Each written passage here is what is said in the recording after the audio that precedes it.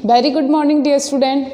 BSc second year organic chemistry अपन पढ़ रहे हैं, जिसमें 4th यूनिट में हमने पढ़ा था कल कार्बोक्सिलिक एसिड का जनरल इंट्रोडक्शन, ठीक है। उसके बाद में हमने देखा उसके स्ट्रक्चर वगैरह। आज जो हम देखेंगे वो है कार्बोक्सिलिक एसिड की एसिडिटी या अम्लीयता के बारे में। जो भी कार्बोक्सिलिक अम्ल हैं या उससे संबंधित जो यौगिक हैं वो अम्लीय प्रकृति के क्यों होते हैं, अगर उस पर कोई प्रतिस्थापी जुड़ा हुआ है तो उसकी अम्लीय प्रकृति पर क्या प्रभाव पड़ेगा, ठीक है। तो सबसे पहले देख लेते हैं उसकी एसिडिटी के बारे में। तो आज देख लेते हैं कार्बोक्सिलिक एसिड की एसिडिटी या कार्बोक्सिलिक एसिड कंपाउंड की अम्लीयता के बारे में। अब जनरली देखो, कोई भी पदार्थ अम्लीय होता है या एसिडिक होता है तो उसका हमें कैसे पता चलता है। अगर हम उसका स्ट्रक्चर देखते हैं तो हमें पता चलता है कि अगर वो प्रोटॉन को त्यागता है तो वो अम्लीय प्रकृति का है, और अगर OH आयन त्यागता है तो वो क्षारीय प्रकृति का है, ठीक है। ये हमें जनरल पता है, लेकिन वो H+ त्यागेगा क्यों, क्या कारण है कि वो प्रोटॉन त्यागेगा और अम्लीय प्रकृति देगा। तो हमें ये पता होना चाहिए कि अगर प्रोटॉन, अगर वो हाइड्रोजन किसी अधिक विद्युत ऋणी परमाणु से जुड़ा हुआ है तो उसकी क्या होगी टेंडेंसी, उसकी H+ के रूप में या प्रोटॉन के रूप में निकलने की प्रवृत्ति होती है, इसलिए वो अम्लीय प्रकृति देता है। तो कार्बोक्सिलिक एसिड की संरचना देखें तो देखो, आपने स्ट्रक्चर देखा तो कुछ इस तरह का इसका स्ट्रक्चर होता है। ये ऑक्सीजन के साथ में क्या जुड़ा हुआ होता है, हाइड्रोजन जुड़ा हुआ होता है। और ऑक्सीजन क्या है, अधिक विद्युत ऋणी तत्व है, मोर इलेक्ट्रोनेगेटिव एटम होता है। और उसके पास में जुड़ा हुआ कौन है, अधिक विद्युत धनी प्रोटॉन जुड़ा हुआ होता है। तो अभी ऑक्सीजन क्या करता है, ऑक्सीजन हाइड्रोजन जो दोनों के बीच में बंध है उस बंध के इलेक्ट्रॉनों को अपनी तरफ आकर्षित करता है। क्या करेगा, बॉन्ड के इलेक्ट्रॉनों को अपनी तरफ आकर्षित करेगा, जिससे इलेक्ट्रॉन किसकी तरफ चले जाएंगे, ऑक्सीजन की तरफ चले जाएंगे, और हाइड्रोजन के पास क्या रह जाएगा, कुछ नहीं रह जाएगा। इसका मतलब हाइड्रोजन जो है वो धनावेश के रूप में, प्रोटॉन के रूप में बाहर निकल जाएगा, ठीक है। तो इस तरफ से बनेगा, देखो COO माइनस क्यों आया, क्योंकि इसने इलेक्ट्रॉन ले लिए और क्या छोड़ा बाहर, H+ जो है वो बाहर निकल गया। तो ये प्रोटॉन बाहर निकला है, इसलिए क्या है, कार्बोक्सिलिक अम्ल अम्लीय प्रकृति का होता है। अब देखो, जब मैंने फिनॉल पढ़ाया था तब भी मैंने आपसे एक बात कही थी कि कोई भी पदार्थ अम्लीय होता है तो हमें ये पता है कि वो प्रोटॉन त्यागता है, लेकिन उसकी एसिडिक स्ट्रेंथ वो किस पे डिपेंड करती है, वो एसिडिक स्ट्रेंथ डिपेंड करती है कि प्रोटॉन त्यागने के बाद जो उसका एनायन बना है, उसका ऋणायन बना है, वो कितना स्टेबल है। अगर वो स्टेबल है तो उसकी एसिडिक स्ट्रेंथ अच्छी है या बढ़ेगी। अगर वो स्टेबल है ही नहीं तो अम्लीयता से कोई फ़र्क नहीं पड़ेगा, वापस आके प्रोटॉन तो जुड़ जाएगा और एसिडिटी पे कोई इफेक्ट नहीं पड़ेगा, या एसिडिटी कम रहेगी या उतनी की उतनी रहेगी। तो अम्लीयता के लिए सबसे ज़रूरी है कि प्रोटॉन त्यागने के बाद जो उसका एनायन बनता है वो एनायन कितना स्टेबल है। क्लियर। तो हम यहाँ पे भी यही बात करते हैं। देखो, जो कार्बोक्सिलिक एसिड है जब वो प्रोटॉन त्याग देगा उसके बाद क्या बनाएगा, एक ऋणायन बनाएगा, और इस ऋणायन का क्या नाम है, इस ऋणायन का नाम है कार्बोक्सिलेट। इस ऋणायन का नाम है कार्बोक्सिलेट आयन। अब इस कार्बोक्सिलेट आयन के अंदर क्या है, ऋणावेश कौन से परमाणु पे है, ऋणावेश ऑक्सीजन के ऊपर है। और हमें पता है कि अगर ऋणावेश अधिक विद्युत ऋणी तत्वों पर या परमाणुओं पर रहता है तो वह उस संरचना को स्थायित्व प्रदान करता है। अगर ऋणावेश विद्युत धनी या कम विद्युत ऋणी परमाणुओं पर रहता है तो वह उसको अस्थायी कर देगा। क्लियर। तो यहाँ पे संरचना में आप क्या देख रहे हो कि माइनस चार्ज कहाँ लगा हुआ है, ऑक्सीजन के ऊपर, और ऑक्सीजन क्या है, अधिक विद्युत ऋणी तत्व होता है। तो ऑक्सीजन के ऊपर अधिक विद्युत ऋणी तत्व होने की वजह से ये स्थायी है। एक बात तो ये क्लियर हो गई। दूसरा क्या कारण है कि ये बहुत ज़्यादा स्थायी है, दूसरा कारण है कि अगर इसका अनुनादी संरचना देखें, देखो इसके अंदर अनुनाद होगा। हमें ये पता है कि जो भी चार्ज है, जो भी आवेश होता है, उस आवेश का विस्थानीकरण होना चाहिए, उसका प्रकीर्णन होना चाहिए, और जितना ज़्यादा उसका प्रकीर्णन होगा उतनी ही वो यौगिक, वो संरचना स्थायित्व को प्राप्त होती हैं। तो इसके अंदर भी क्या हो रहा है, ये जो माइनस चार्ज है वो कहाँ जाएगा, इस कार्बन ऑक्सीजन के बॉन्ड पर। तो ये डबल बॉन्ड कहाँ जाएंगे, ये इस ऑक्सीजन के ऊपर चले जाएंगे। तो ये जो अनुनादी संरचना बनी, इसके अंदर आप क्या देखते हो, अब ये दूसरा ऑक्सीजन था उसके ऊपर माइनस आ गया और यहाँ पे क्या आ गया, डबल बॉन्ड O आ गया। तो ये आवेश का विस्थानीकरण हो रहा है, इस वजह से स्थायित्व बढ़ेगा। ये दूसरी बात हो गई। तीसरी बात क्या है? तीसरी बात यह है कि आवेश का जो विस्थानीकरण हो रहा है वो किसके ऊपर हो रहा है? वो भी मोर इलेक्ट्रोनेगेटिव एटम ऑक्सीजन के ऊपर ही हो रहा है।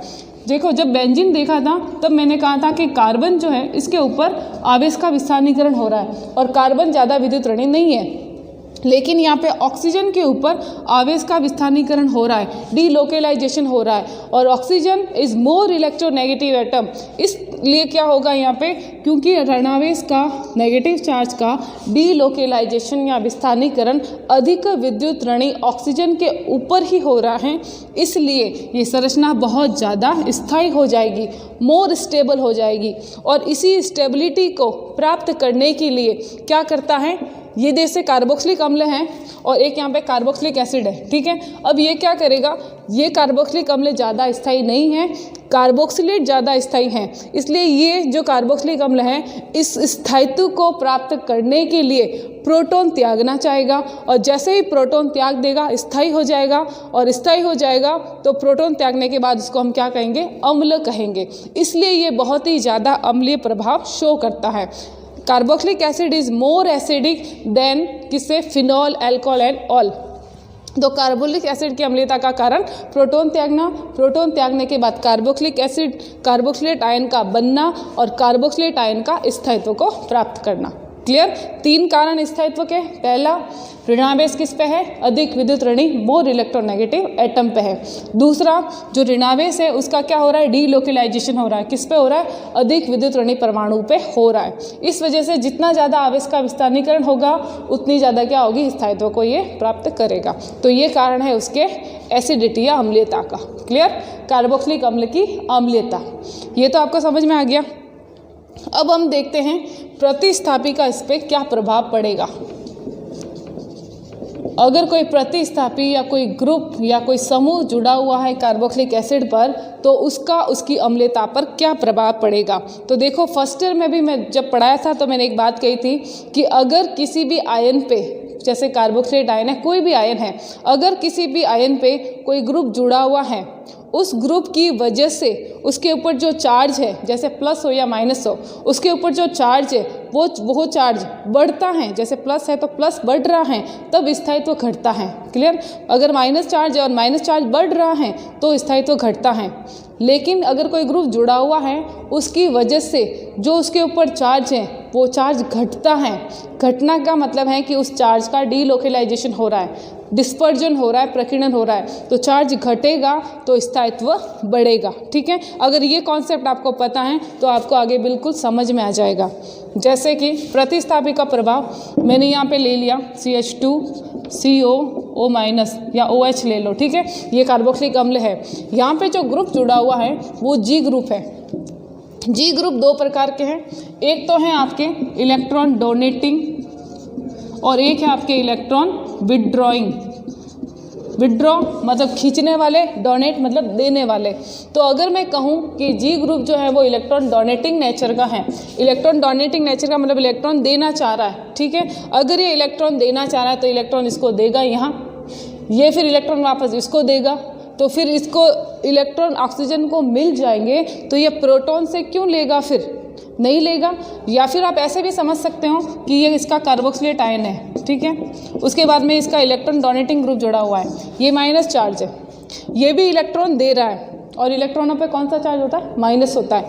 तो ये भी इलेक्ट्रॉन दे रहा है, ऑलरेडी माइनस चार्ज है, ऑलरेडी माइनस चार्ज आ रहा है, तो माइनस चार्ज में क्या हो रही है, वृद्धि हो रही है। तो इसका नेगेटिव चार्ज बढ़ रहा है और नेगेटिव चार्ज बढ़ रहा है तो एसिडिटी क्या हो जाएगी, फिर नेगेटिव चार्ज बढ़ रहा है मतलब उसका क्या हो जाएगा, उसका जो स्थायित्व है, उसकी जो स्टेबिलिटी है वो क्या हो जाएगी, घट जाएगी। स्टेबिलिटी बहुत ही कम हो जाएगी और स्टेबिलिटी कम हो जाएगी तो एसिडिटी भी कम हो जाएगी। तो स्टेबिलिटी कम हो जाएगी और एसिडिटी भी कम हो जाएगी। कब, जब इलेक्ट्रॉन डोनेटिंग ग्रुप हो। जैसे कि एग्जाम्पल देखो, मैंने यहाँ पे लगा दिया CH3 CH2 CO OH।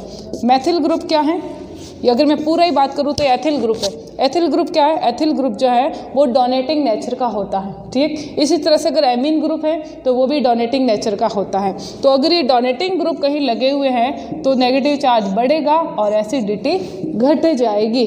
Clear, इतना आपको याद रखना है। अब बात करती हूँ विड्रॉइंग ग्रुप की, कि अगर विड्रॉइंग ग्रुप जुड़ा हुआ है तो क्या होगा। मान लो जैसे कि कोई विड्रॉइंग ग्रुप मैंने जोड़ा, ये आपका कार्बोक्सिलेट आयन है या अम्ल है, ठीक है। यहाँ पे मैंने कोई विड्रॉइंग ग्रुप जोड़ा है, ये जी। अब ये जी क्या करेगा, विड्रॉइंग मतलब खींचने वाला है, इलेक्ट्रॉनों को बाहर खींच रहा है। तो जब इलेक्ट्रॉनों को ये बाहर खींचेगा, विड्रॉ करेगा, तो इलेक्ट्रॉनों की कमी होगी, और इलेक्ट्रॉनों की कमी को पूरा करने के लिए ऑक्सीजन क्या करेगा, हाइड्रोजन को बोलेगा इलेक्ट्रॉन दे, ताकि प्रोटॉन को धक्के मार के बाहर निकाल दे। तो ये प्रोटॉन तो बाहर चला जाएगा, ऑक्सीजन से इलेक्ट्रॉन ले लेगा, और हम भी तो यही चाहते हैं कि प्रोटॉन बाहर निकल जाए ताकि एसिडिक हो जाए। एक तो ये कारण आपको समझ में आ गया। दूसरा इसको कैसे समझ सकते हैं, दूसरा ऐसे समझो, देखो ये प्रोटॉन के चले जाने के बाद माइनस चार्ज आता है, क्लियर है। अब ये क्या कर रहा है, इलेक्ट्रॉन को खींच रहा है, तो इलेक्ट्रॉन को खींचेगा तो ये इलेक्ट्रॉन इसको देगा, इसकी कमी को पूरा करने के लिए इलेक्ट्रॉन इसको देगा, इसको बाहर चाहिए इलेक्ट्रॉन तो ये इसको बाहर दे देगा ताकि आगे से आगे इलेक्ट्रॉन चले जाए। या फिर ऐसे कह सकते हो कि इलेक्ट्रॉन खींच रहा है, मतलब कौन सा चार्ज यहाँ पे बढ़ने वाला है, अब प्लस चार्ज बढ़ने वाला है, और इधर कौन सा चार्ज है, माइनस चार्ज है। तो माइनस की उपस्थिति में प्लस आ रहा है तो माइनस क्या हो जाएगा, कम हो जाएगा। तो नेगेटिव चार्ज क्या हो रहा है, यहाँ पे घट रहा है, ठीक है, डिक्रीज हो रहा है। तो नेगेटिव चार्ज डिक्रीज होगा तो स्टेबिलिटी क्या होगी, बढ़ेगी, और स्टेबिलिटी बढ़ेगी तो एसिडिटी भी क्या हो जाएगी, बढ़ जाएगी। तो कुल मिला के आपको समझ में आ गया कि प्रतिस्थापी का प्रभाव क्या है। डोनेटिंग है तो एसिडिटी अम्लता घटेगी, और अगर विड्रॉइंग जुड़ा हुआ है तो एसिडिटी अम्लता बढ़ेगी। अब जैसे एग्जांपल देखो, मैंने यहाँ पे नाइट्रो ग्रुप लगाया, ठीक है। ये नाइट्रो ग्रुप कौन सा है, ये नाइट्रो ग्रुप विड्रॉइंग नेचर का होता है। तो विड्रॉइंग नेचर का है, तो अब मैं कहूँ कि इसकी अम्लता क्या होगी, तो आप कहोगे अम्लता बढ़ेगी, बिकॉज विड्रॉइंग नेचर का है। इसी की जगह एग्जांपल लूँ, मैंने लगाया यहाँ पे साइनाइड ग्रुप, तो अम्लता क्या होगी, आप कहोगे अम्लता बढ़ेगी। क्यों बढ़ेगी, क्योंकि साइनाइड जो है वो विड्रॉइंग नेचर का होता है। क्लियर। तो ये है आपके प्रतिस्थापी का क्या प्रभाव पड़ेगा, जब डोनेटिंग है तो घटेगी और विड्रॉइंग है तो बढ़ेगी, क्या, अम्लता। क्लियर। अब इसी प्रतिस्थापी में हम बात कर लेते हैं हैलोजन की। हैलोजन को लेके भी काफ़ी सवाल आते हैं कि अगर आपके प्रतिस्थापी के रूप में हैलोजन के ग्रुप लगे हुए हैं तो अम्लता पर क्या प्रभाव पड़ेगा। तो हैलोजन लगे हुए, हैलोजन में कौन आपके, क्लोरो, ब्रोमो, ये फ्लोरो, आयोडो, इस तरह से आपके लगे हुए रहते हैं। तो इसके अंदर सबसे पहले मैं बात करती हूँ कि जब आपके हैलोजन ग्रुप ये लगे हुए हैं जिसकी विद्युत ऋणता अलग अलग हो, तो जैसे पहला एग्जाम्पल ले लिया जिसमें लगा हुआ है फ्लोरीन CH2COOH, दूसरा में लगा हुआ है क्लोरीन, क्लियर, और तीसरे में लगा हुआ है ब्रोमीन। अब देखो ये सबके इलेक्ट्रॉन डोनेटिंग विड्रॉइंग नेचर हैं। अब जैसे जैसे विद्युत ऋणता इलेक्ट्रोनेगेटिव बढ़ेगी, इलेक्ट्रॉनों को खींचने की टेंडेंसी बढ़ेगी, और जितना ज़्यादा इलेक्ट्रॉन खींचेगा बाहर उसको, तो क्या करेगा, पॉजिटिव चार्ज बढ़ा देगा। पॉजिटिव चार्ज बढ़ा देगा तो नेगेटिव चार्ज घट जाएगा और स्टेबिलिटी बढ़ जाएगी। क्लियर। तो आपको एक ही चीज़ याद रखनी है कि इलेक्ट्रोनेगेटिविटी बढ़ेगी वैसे वैसे एसिडिटी भी बढ़ेगी। क्लियर। तो देखो फ्लोरो जुड़ा हुआ है तो इसकी इलेक्ट्रोनेगेटिविटी सबसे ज़्यादा होती है, उसके बाद क्लोरो की कम, ब्रोमो की और कम। तो सबसे ज़्यादा एसिडिक कौन हो जाएगा, फ्लोरो एसिटिक एसिड सबसे ज़्यादा एसिडिक हो जाएगा। तो आपको ये सीक्वेंस समझ में आ जाएगा, क्योंकि इसकी विद्युत ऋणता सबसे ज़्यादा एसिडिक, कम, फिर कम एसिडिक, फिर सबसे कम, तो सबसे कम एसिडिक ये होगा। क्लियर। तो ये है आपके हैलोजन से लेकर। अब मैं अगर बात करूं कि हैलोजन की संख्या बढ़ा दे तो क्या होगा, जैसे मैं क्लोरीन लिया, मैंने सिर्फ एक क्लोरो लिया, एक में मैंने लिख दिया 1 क्लोरो एसिटिक एसिड, दूसरे में लिख दूं मैं डाई क्लोरो एसिटिक एसिड, ठीक है, और तीसरे में लिख दूं मैं ट्राई क्लोरो एसिटिक एसिड। ठीक है, कितने हैलोजन ही है, एक ही हैलोजन है क्लोरो। एक में मैंने ले लिया मोनो, संख्या 1 है, एक में कितनी संख्या है 2, एक में कितनी संख्या है 3। ठीक है, अब 3 हैलोजन के ग्रुप है तो इलेक्ट्रॉनों को खींचने की टेंडेंसी कितनी हो गई, और ज़्यादा हो गई। 2 है कम हो गई, 1 है और कम हो गई। तो सबसे ज़्यादा एसिडिक कौन होगा, सबसे ज़्यादा एसिडिक होगा ट्राई क्लोरो एसिटिक एसिड। ठीक है, उसके बाद में डाई, उसके बाद में ट्राई। तो एसिडिटी का ऑर्डर इस तरह से होगा, ये होगी इसकी एसिडिटी। ट्राई क्लोरो 3 हैलोजन लगे हुए हैं, 2 2 ही लगे हुए हैं, इधर 1 ही लगे हुए हैं, तो इसकी अम्लीयता सबसे ज़्यादा हो जाएगी। क्लियर? दूसरी बात हो गई। इसके अलावा तीसरी बात, हेलोजन के अंदर अगर हम दूरी चेंज कर दें तो क्या होगा। यहाँ पे तो मैंने संख्या चेंज की है, अब मैं क्या करती हूँ, अल्फा पे हेलोजन लगाती हूँ, दूसरे में बीटा पे रहने देते, तीसरे में गैमा पे। मतलब जब दूरी चेंज हो गई तब अम्लीयता पे क्या प्रभाव पड़ेगा, किसके साथ में, डिस्टेंस के साथ में। जैसे कि एक एग्जाम्पल मैंने लिया, ये मैंने लिया alpha chloro acetic acid, alpha पे क्या है आपके क्लोरो। दूसरा जो मैंने एग्जाम्पल लिया उस पे है क्लोरो, किस पे, बीटा पे, ये अल्फा और ये बीटा। क्लियर? बीटा पे क्लोरो। और तीसरा एग्जाम्पल लिया, उसके अंदर किस पे है, गैमा पे, ये अल्फा बीटा गैमा। तो 3 एग्जाम्पल को ध्यान से देखना, alpha chloro acetic acid, beta chloro acetic acid और गैमा क्लोरो एसिटिक एसिड। इसका मतलब जो आपका अम्लीय समूह है, एसिडिक ग्रुप है, उससे उसकी डिस्टेंस क्या है, अल्फा पे थोड़ा सा ही दूर है, फिर और दूर हो गया, फिर और दूर हो गया। तो जैसे जैसे डिस्टेंस बढ़ेगी वैसे वैसे इसका जो इंडक्टिव इफेक्ट, हम कहते हैं इसको प्रेरणिक प्रभाव हमेशा दूरी के साथ साथ घटता जाता है। ठीक है, तो अब दूरी बढ़ रही है तो प्रभाव क्या हो जाएगा, घट जाएगा, फिर घट जाएगा, फिर और दूरी तो और घट जाएगा। जब प्रभाव ही घट जाएगा तो इलेक्ट्रॉनों को कैसे खींचेगा, वो नहीं खींच पाएगा। इसका मतलब क्या हुआ कि इसका प्रभाव कम हो रहा है तो अम्लीयता भी कम हो जाएगी। तो सबसे ज़्यादा अम्लीय कौन होगा, अल्फा वाला, क्योंकि बिल्कुल नज़दीक है। फिर जो है बीटा वाला, उसकी अम्लीयता और कम, और गैमा वाले की अम्लीयता और कम हो जाएगी। तो अम्लीयता का ऑर्डर क्या रहेगा, ये वाला, अल्फा सबसे ज़्यादा एसिडिक, बीटा कम, फिर गैमा और कम हो जाएगा। तो ये है इसकी एसिडिटी का ऑर्डर हो जाएगा। क्लियर? ये है आपके कार्बोक्सिलिक अम्ल। ठीक है, तो ये ओवरऑल इसके अंदर सारा आ गया आपके। कार्बोक्सिलिक अम्ल जो है उसकी एसिडिटी क्या होती है, अम्लीयता क्या होती है, या फिर जो कार्बोक्सिलिक अम्ल है उस पर उसकी प्रतिस्थापी का क्या प्रभाव पड़ेगा। जो विड्रॉइंग है तो एसिडिटी क्या होगी, बढ़ेगी, क्योंकि जो कार्बोक्सिलेट आयन है उसका स्थायित्व भी बढ़ेगा। और जब डोनेटिंग है तो एसिडिटी घटेगी, क्योंकि जो कार्बोक्सिलेट आयन बना है उसका स्थायित्व भी क्या हो रहा है, घट रहा है। ठीक है, उसके बाद में हेलोजन ग्रुप है तो क्या होगा, तो हेलोजन की विद्युत ऋणता बढ़ने के साथ साथ एसिडिटी बढ़ती हैं, तो बढ़ेगी। जैसे जैसे हेलोजन के नंबर बढ़ेंगे तब भी एसिडिटी बढ़ेगी, जैसे जैसे हेलोजन की दूरी बढ़ेगी एसिडिटी घटेगी। क्लियर? तो ये ओवरऑल है आपके कार्बोक्सिलिक अम्ल जो है उसकी पहली विधि जो है कार्बोक्सिलिक अम्ल बनाने की, वो है आपके अल्कोहल से। इसमें आप एक चीज़ याद रखना, या आप एक चीज़ नोट भी करोगे कि इसमें मैं सब जगह ऑक्सीडेशन करवाती जाऊंगी। कार्बोक्सिलिक अम्ल का, कार्बोनिक एसिड का या कार्बोनिल कंपाउंड है, सबका ऑक्सीडेशन करवाऊंगी। और ऑक्सीडेशन किस में होता है, एट लास्ट एसिड के अंदर होता है, कार्बोक्सिलिक अम्ल के अंदर ही होता है। तो सबसे पहले मैंने लिया है अल्कोहल का ऑक्सीडेशन कराऊंगी तो क्या बनेगा, अम्ल बनेगा। तो हमें याद रखना है, इसके क्या रखना है, ऑक्सीकारक रिएजेंट। और ऑक्सीकारक रिएजेंट कौन है, जो स्ट्रॉन्ग ऑक्सीडाइजिंग रेजेंट हैं 2 हैं, आपको याद रखने हैं, पोटेशियम डाइक्रोमेट KMnO4 K2Cr2O7 और पोटेशियम परमैंगनेट KMnO4। ये दोनों ही स्ट्रॉन्ग ऑक्सीडाइजिंग रेजेंट या प्रबल ऑक्सीकारक होते हैं। इनकी उपस्थिति में जब अपन ऑक्सीकरण करवाते हैं किसका, एल्केन का या कार्बोनिल कंपाउंड का या अल्कोहल का, तो सीधा किसके अंदर कन्वर्ट होगा, वो सीधा कार्बोक्सिलिक अम्ल के अंदर कन्वर्ट हो जाएगा। तो देखो जैसे एग्जाम्पल ले रही हूँ मैं एक अल्कोहल का, एक अल्कोहल ले लिया CH3 CH2C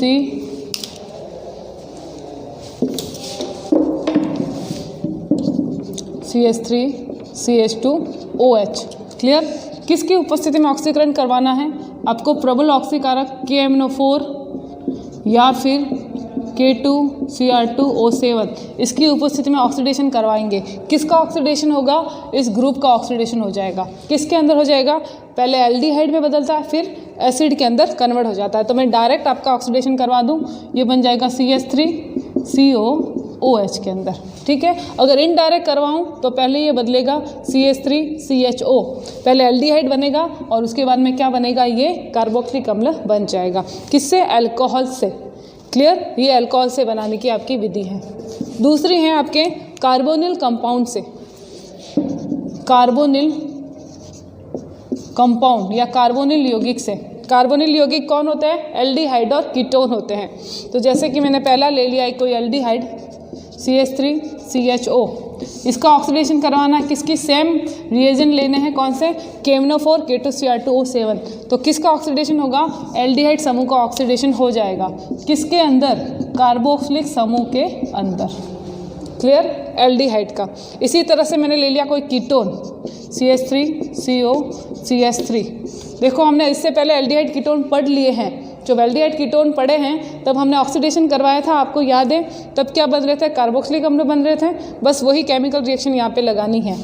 तो ये ऑक्सीडेशन मैंने करवाया इसका, तो ये हमेशा किस तरह से टूटता है, इस तरह से टूट जाता, एक में कार्बन एक चला जाता है, एक में 2 कार्बन आ जाते हैं। तो एक तो बनेगा 2 कार्बन वाला एसिड और एक क्या बनेगा, 1 कार्बन वाला एसिड, फॉर्मिक एसिड। ठीक है, इस तरह से होता है। और अगर यहाँ पे अगर आपने कीटोन में देखा होगा, जब कीटोन का ऑक्सीडेशन कराया था तो वहाँ पे एक नियम आता है, पोपोक का नियम। और पोपोक के नियम में क्या होता है, वापस रिमाइंड कर लो। जैसे कि ये मैं ऑक्सीडेशन करवा रही हूँ इस कीटोन का और मैं कहूँ कि इसका एसिड बनाना है, तो आप इसको कैसे डिवाइड करोगे। तो पोपोक का ये नियम कहता है कि जिस तरफ अल्फा कार्बन जो है उस पर अल्फा हाइड्रोजन कम हो, ये इधर अल्फा इधर भी अल्फा, तो इधर अल्फा हाइड्रोजन कम है, तो जिस तरफ अल्फा हाइड्रोजन कम हो उस तरफ कार्बन का क्या हो जाएगा, ऑक्सीडेशन हो जाएगा। तो मतलब ये यहाँ से टूट जाएगा। तो एक तो इसका ऑक्सीडेशन होगा और एक इसका ऑक्सीडेशन होगा। तो 2 यहाँ पे कार्बोक्सिलिक अम्ल आपको मिलते हैं। एक तो ये मिल गया और दूसरा भी सेम है, CH3COOH।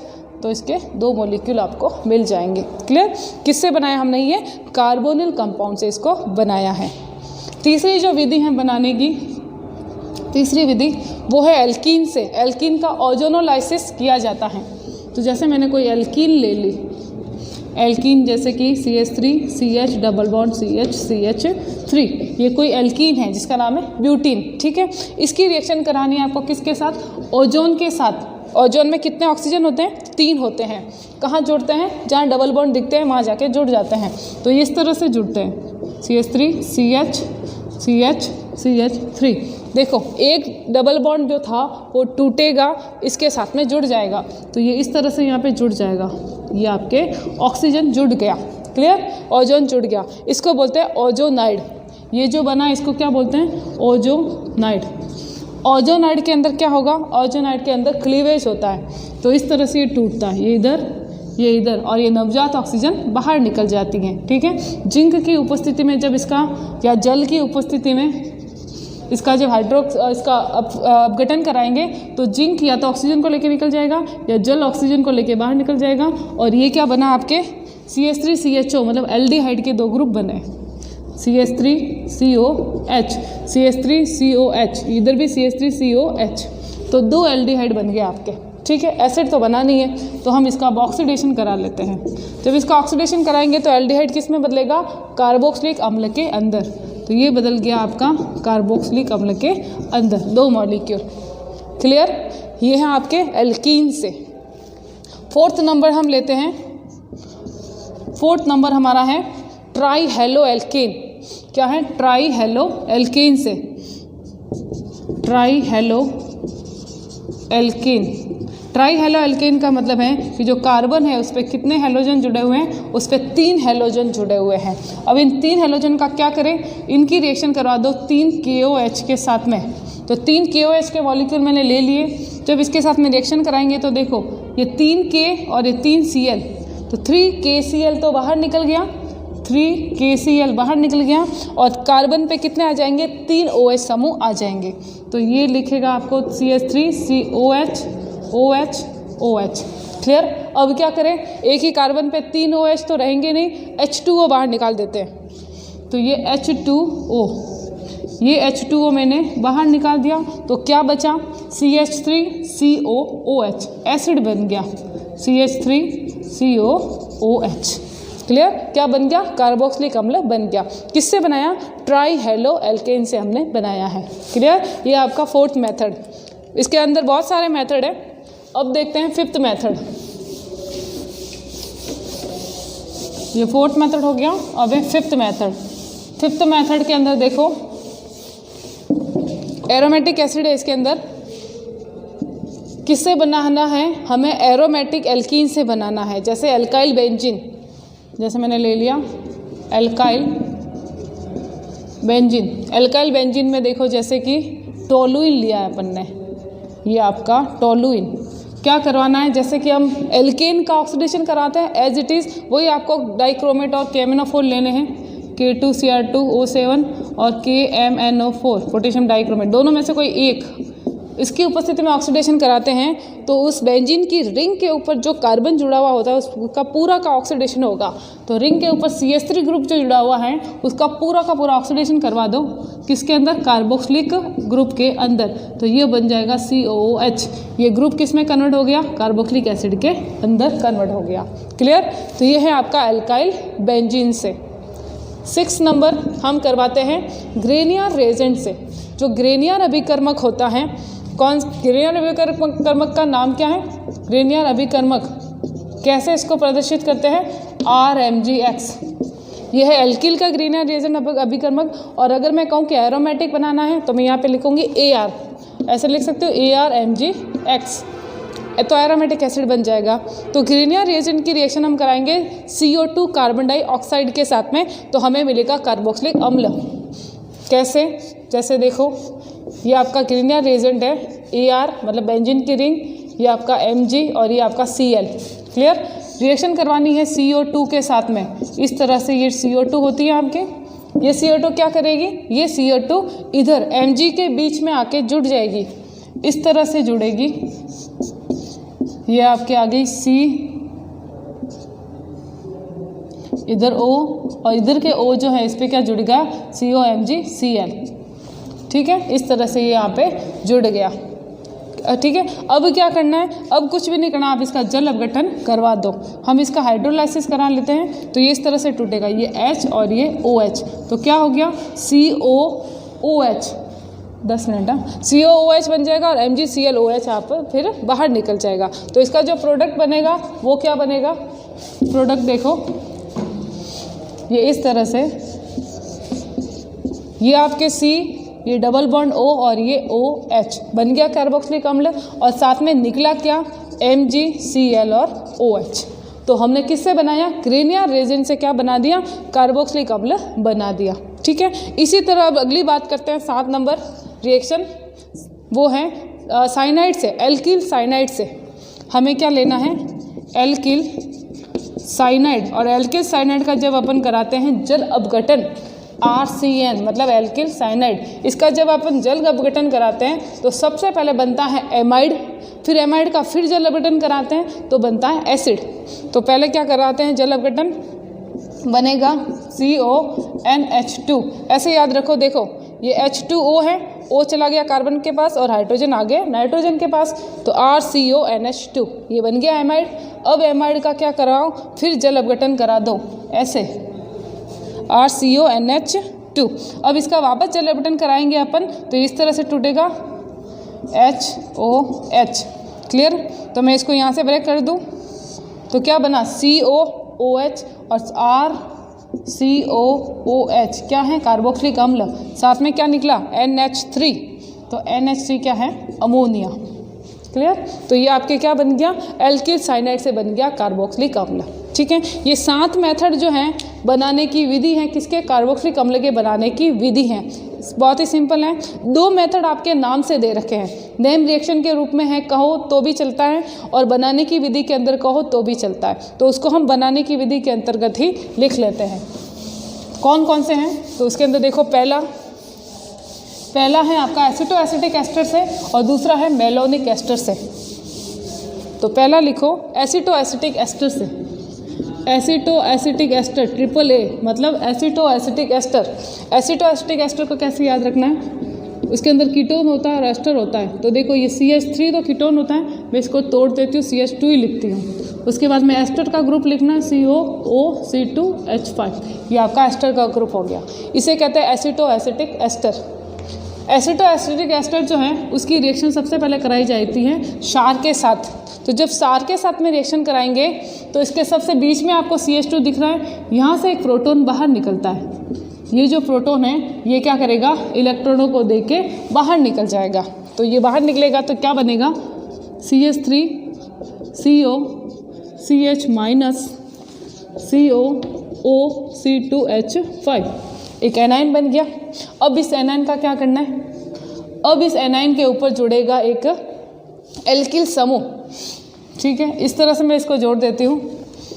इसके साथ में रिएक्शन करानी है सोडियम की, सबसे पहले रिएक्शन करानी है सोडियम धातु की।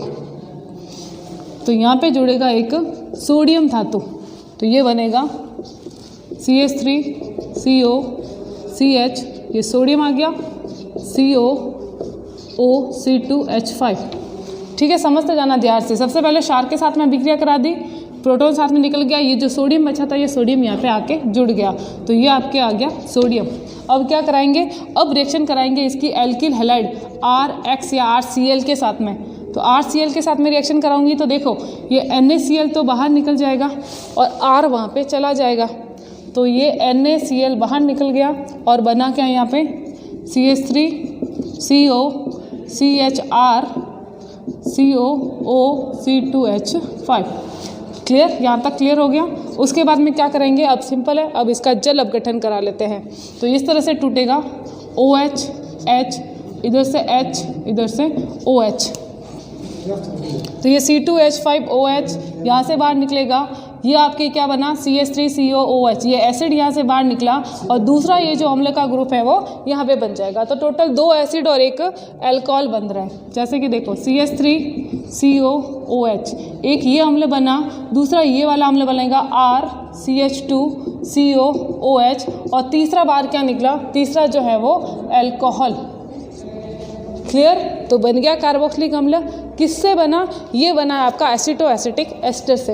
ये मैकेनिज्म थोड़ी याद रखना, ये आपके नेम रिएक्शन पे भी आती हैं और बनाने की विधि के अंदर भी आएगी। दूसरी जो रिएक्शन है मेलोनिक एस्टर से, एज इट इज़ मैकेनिज्म है इसके अंदर मेलोनिक एस्टर से, ठीक है। इसको आप रिवाइज कर लोगे तो मेलोनिक एस्टर से भी बना पाओगे, ठीक है। मैं आज क्या करूँगी, सिर्फ मेलोनिक एस्टर का एक फार्मूला लिख के जाऊँगी और आपको बनाना खुद है। सिर्फ मैं एक फार्मूला लिख रही हूँ और इसको एज ए होमवर्क के रूप में आप ले लेना। किससे बनाना है, मेलोनिक एस्टर से। मेलोनिक एस्टर फार्मूला बता देती हूँ क्या होता है। फार्मूला है CH2COO C2H5 C+O C2H5 और रिएक्शन सेम है। जैसे इसमें मैंने कराया NaOH के, आप भी पहले NaOH के साथ रिएक्शन कराओगे तो यहाँ से प्रोटॉन निकलेगा, यहाँ पे आएगा माइनस। उसके बाद में रिएक्शन किसके साथ कराओगे, सोडियम, तो यहाँ पे जुड़ जाएगा सोडियम। उसके बाद में क्या कराओगे, उसके बाद में आप रिएक्शन कराओगे एल्किल हैलाइड के साथ में, तो यहाँ पे आ जाएगा R। फिर जल अपघटन कराओगे तो यहाँ पे 2 एसिड के ग्रुप आ जाएंगे, ठीक है। उसके बाद में एक CO2 बाहर निकल जाएगा तो एक एसिड बन जाएगा। तो ये जो रिएक्शन है मैकेनिज्म नंबर 2, ये आपको सेल्फ करनी है, आपको प्रैक्टिस करनी है इसकी, ठीक है। एज इट इज़ मैकेनिज्म है, इसके अंदर कोई चेंजेस नहीं है। तो ये हो गई आपकी बनाने की विधियाँ हो गई और कार्बोक्सिलिक एसिड की एसिडिटी हो गई, ठीक है। आज के लिए इतना ही है। Okay, thank you.